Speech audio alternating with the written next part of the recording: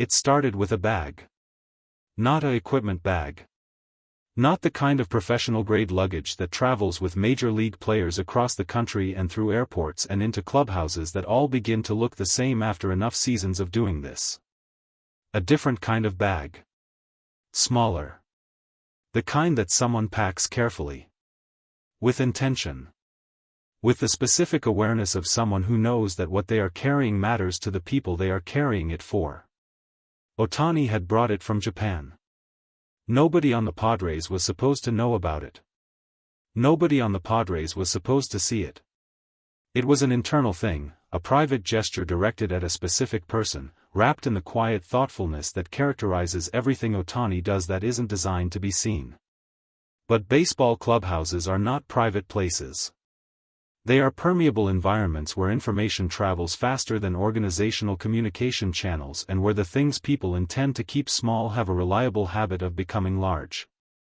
3 Padres players found out. And what happened next, the scramble, the laughter from the opposing dugout, the moment between Ohtani and his countrymen that the baseball world would spend days trying to find the right language for, became something that nobody who witnessed it will forget quickly. Because in a sport that runs on competition and pressure and the accumulated weight of a season that tests every person inside it, what happened in those few minutes was the opposite of all of that.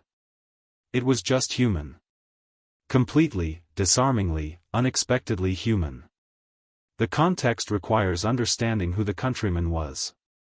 His name was Yoshinobu Yamamoto. A pitcher. Someone who had arrived in Major League Baseball carrying the specific weight of expectation that follows elite Japanese players across the Pacific.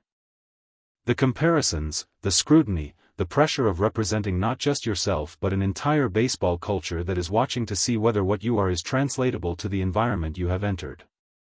Yamamoto had been navigating that weight with the dignity and competitive seriousness that the weight requires. He was not a man who complained about it or performed struggle with it or in any way invited the public to view his adjustment as anything other than what it was, a professional doing a professional's work in a new context. But adjustment is still adjustment. Even when you do it with composure. Even when the outside world sees composure and concludes that the inside must match it. Ohtani knew the inside. Not because Yamamoto had told him explicitly. Because Ohtani had been exactly where Yamamoto was, had navigated the same crossing, carried the same weight, managed the same invisible negotiation between who you were in one context and who you needed to become in another without losing the essential thing that made you who you were in the first place. He knew. And he had gone back to Japan in the off-season with a specific kind of shopping list. The bag contained 7 items.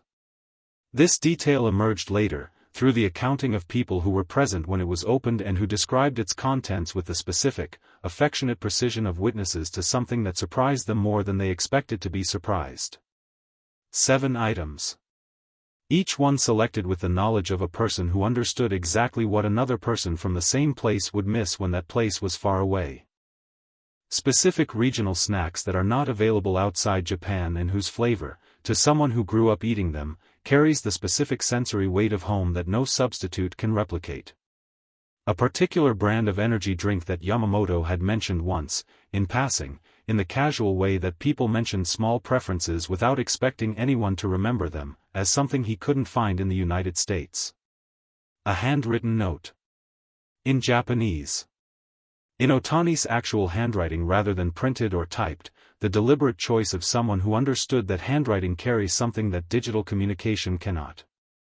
And 4 other items that the witnesses described but that the people directly involved have kept between themselves, gifts that were specific enough to their relationship that making them public would have converted something private into something else. Ohtani had carried the bag to the stadium on the morning of the series opener. He had intended to deliver it quietly. Before the game. In the brief, professional proximity that players from opposing teams share in the hours before competition begins, the greeting and moving on quality of encounters that happen in shared spaces and are understood by everyone involved as real but time-limited. He had not intended an audience. The 3 Padres players who found out did so through the specific, unreplicable information network of a professional baseball clubhouse. Someone saw the bag. Asked what it was. Received an answer that traveled, with the velocity that interesting information travels in environments where people spend large portions of their professional lives in close proximity, to two other people who were suddenly very interested in what a bag from Japan contained. By the time Ohtani located Yamamoto in the corridor outside the visiting clubhouse, 3 Padres players were at a distance that was technically respectful but practically close enough to see everything that happened. Ohtani handed Yamamoto the bag. Said something in Japanese. Brief. The kind of sentence that doesn't require length to carry weight. Yamamoto looked at the bag. Then looked at Ohtani. Then back at the bag. He opened it. What happened to Yamamoto's face when he opened the bag is what everyone who was watching described first, independently, when they recounted the moment. Not surprise exactly. Something more specific than surprise, the expression that arrives when something you didn't know you were missing is suddenly in front of you, and the missing of it, which had been quiet and manageable, becomes briefly and completely visible before composure reasserts itself. He held the regional snacks for a moment longer than the situation required. Then said something back to Ohtani in Japanese. Ohtani responded. Yamamoto laughed. Not the polite, social laugh of a professional interaction managed across a language barrier. The genuine laugh of someone who has just been told something funny by someone who knows them well enough to know exactly what will be funny to them. They spoke for approximately 3 minutes. In Japanese. Entirely. With the specific ease of 2 people who have set down the professional distance that opposing teams maintain during a series and are simply, briefly, 2 people from the same place who understand each other in a way that the environment surrounding them cannot fully accommodate. The 3 Padres players watching had understood almost none of the words. But they had understood everything else. One of them, a veteran outfielder who had been in professional baseball for 11 seasons and who was not, by reputation or by the evidence of his public persona, a particularly sentimental man, turned to the player standing next to him and said something that the third player would later describe to a reporter with the specific delight of someone sharing a story they know is good. He said, "I want to know what's in that bag." The second player said, "You think he'll bring one for us?" The third player, the one who would later tell the story, said, "I'm asking him. I don't care. I'm asking." He didn't ask. Not right then. But the impulse was real enough and visible enough that it produced the laughter, genuine, unguarded, the kind that happens when something breaks the competitive seriousness of a game day environment with the specific relief of something that is simply warm. The laughter came from their dugout first. Then spread. By the time the story reached the broader clubhouse, by the time the account of the bag in the corridor and the 3 players angling for their own version of what Yamamoto had received made its way through the specific, delighted grapevine that baseball players maintain, something had happened to the atmosphere of a day that had otherwise been saturated with the competitive tension of a rivalry series. It had softened. Temporarily. By exactly the amount that one genuinely human moment can soften the environment around it without diminishing the competition that will follow. One of the Padres players who had been watching said it best when he described the moment to a reporter after the game. He said, "You watch Ohtani all season and you build a picture of what he is. The home runs. The pitching. The numbers that don't make sense.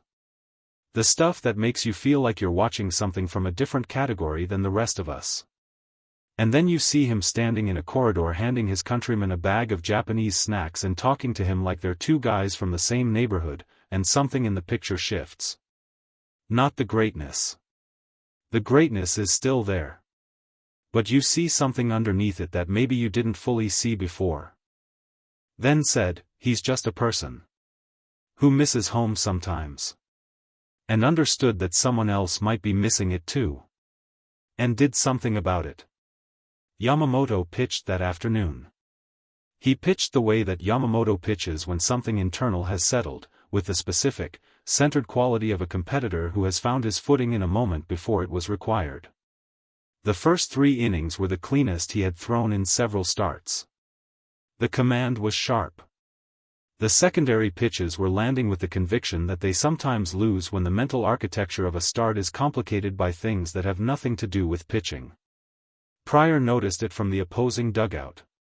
He mentioned it afterward, briefly, in the corner of a post-game availability that was primarily about other things, saying that Yamamoto had looked different today. More settled.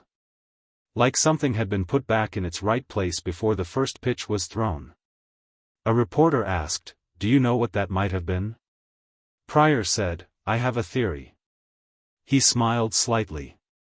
Then said, "It involves a bag from Japan." Ohtani was asked about it eventually. Not formally. In the margins of a practice session, by a reporter who had pieced the story together from multiple sources and wanted to give him the opportunity to respond to it before publishing. Ohtani listened to the summary of what the reporter had gathered. Then said, "He's far from home. I know what that's like. I brought some things that might help." The reporter asked, "Did you plan the whole thing? The specific items?" Ohtani said, "Of course. If you're going to bring something for someone, you should bring the right things. Otherwise, why bother?" The reporter asked, "The 3 Padres players who were watching, did you know they were there?" Ohtani said, "Yes." The reporter said, "Did that change anything?" Ohtani thought about it for a moment. Then said, "No. It wasn't for them. But I didn't mind that they saw it." He paused.